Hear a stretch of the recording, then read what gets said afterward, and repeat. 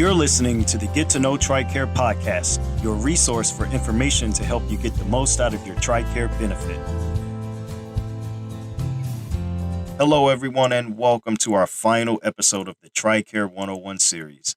I'm Anthony Vieira from the TRICARE Publications team, and today our topic is on the claims filing process. Have you been to your doctor recently? If you visited a TRICARE network provider, in most cases, your provider will file a claim for you after your visit.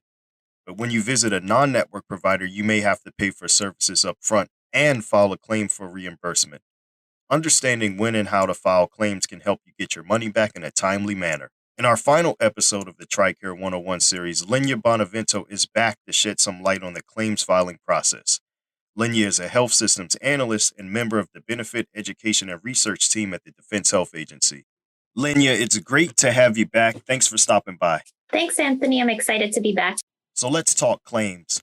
I understand that as a TRICARE beneficiary, you can certainly file medical claims when you need to, but you can file other claims as well, right? That's correct. So in addition to medical claims, we have pharmacy claims, which are for prescriptions, and dental claims that are for dental care. And circling back to medical claims for just a second, in most cases, healthcare providers will file medical claims for the beneficiary. So when would they need to take action and file their own claims? So there are some instances when beneficiaries would have to file claims. So for example, if a beneficiary has other health insurance, they may have to file a claim after their other health insurance has processed the claim. Traveling or getting care from a non-participating provider are other examples of when a beneficiary would have to file a claim. Now, what about in the case of TRICARE for Life? I know that with that plan, there is some collaboration with Medicare. So would TFL beneficiaries need to file claims on their own in that case? Actually, no. The great thing about TRICARE for Life is that maybe 99% of the time, you're not going to have to file a claim because the provider will file with Medicare, and then the claim will directly cross over from Medicare to TRICARE for Life. So there will be no need for the beneficiary to file a claim. However, there may be very few instances in which a beneficiary may see a Medicare non-participating provider, and at that point, they would need to file a claim, but those, again, are very rare. All right, that's good to know. So let's get to the nitty-gritty here. How exactly do you file medical claims? And is it something that beneficiaries can do online? Well, filing a claim is actually not very complicated. First, beneficiaries need to go to our website, tricare.mil/claims, to download a patient's request for medical payment, otherwise known as DD Form 2642. Once they have that form, they actually need to fill out all 12 blocks of the form, sign the form, and then include a copy of the provider's bill. And again, as I mentioned, if they have other health insurance, they would have to include the explanation of benefits from the other health insurance. Once they have all their documents together, they would gather everything and then mail the completed form to the appropriate claims address. So claims have to be filed within 1 year from the date of service or inpatient date of discharge, but it's actually 3 years if it's overseas. And in regards to online filing, only overseas beneficiaries can file claims online. And to do so, they would have to go to tricare-overseas.com to submit the form. And there's actually a really great video tutorial on the site that provides instructions on how to file a claim online. Well, visuals are always good, so be sure to check out those videos, especially if you're a visual learner like myself.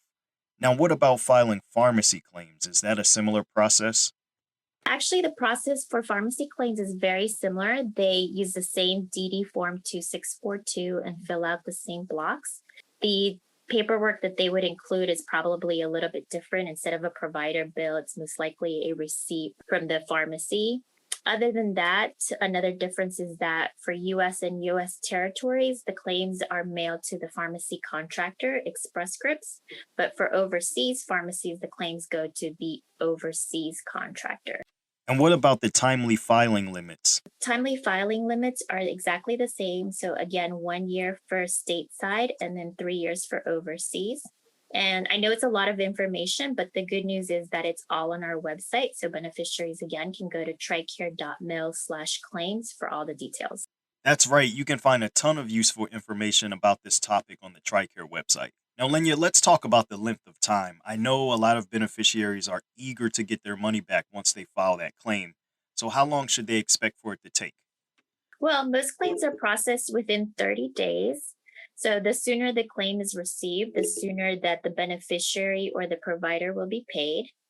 And what's great is beneficiaries can actually keep track of the claims online. They just would have to register with the claims processor or the pharmacy contractor, and then they could track the claim online.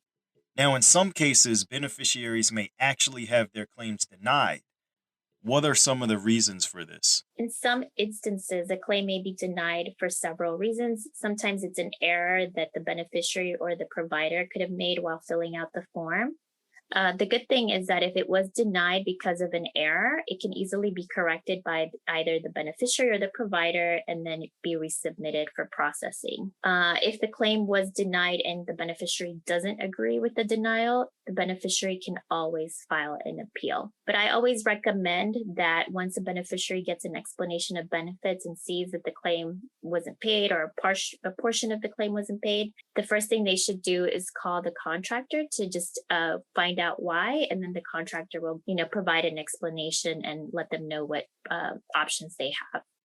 And a quick reminder for our listeners, please keep your information up to date in the Defense Enrollment Eligibility Reporting System, also known as DEERS. By keeping your DEERS information up to date, you can prevent issues with filing claims, you can prevent delays. Very important to keep that information up to date. That is actually a great point. A lot of times, a claim may be denied because of something that is incorrect in DEERS. And on the TRICARE side, we can't process or we can't fix that. The fix has to actually come from the beneficiary and on the DEERS side. So like you mentioned, it's really important to make sure that their information is correct in DEERS, that it shows them as eligible so that when a claim comes through TRICARE and it checks DEERS, that everything is correct and then the claims will process smoothly. Now, for beneficiaries who do need to file appeals, what's the process like there? Is there somewhere they can go to learn about that?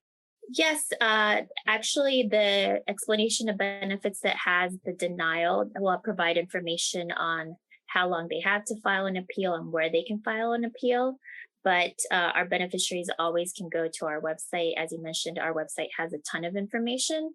And the web address is, again, tricare.mil, and I believe it's /appeals.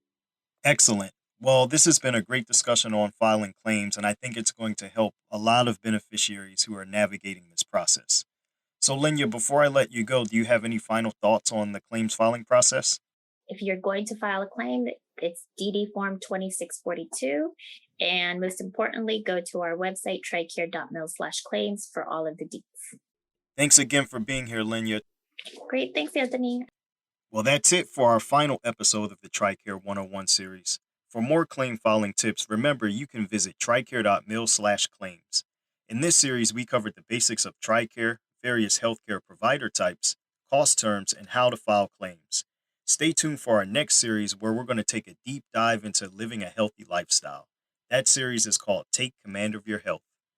For the Get to Know TRICARE podcast, I'm Anthony Vieira. Thanks for listening. We'll be back with another edition of the Get to Know TRICARE podcast soon. For the latest TRICARE news, be sure to visit our website at tricare.mil. And don't forget to contact your TRICARE contractor or your local military hospital or clinic if you have questions or need assistance.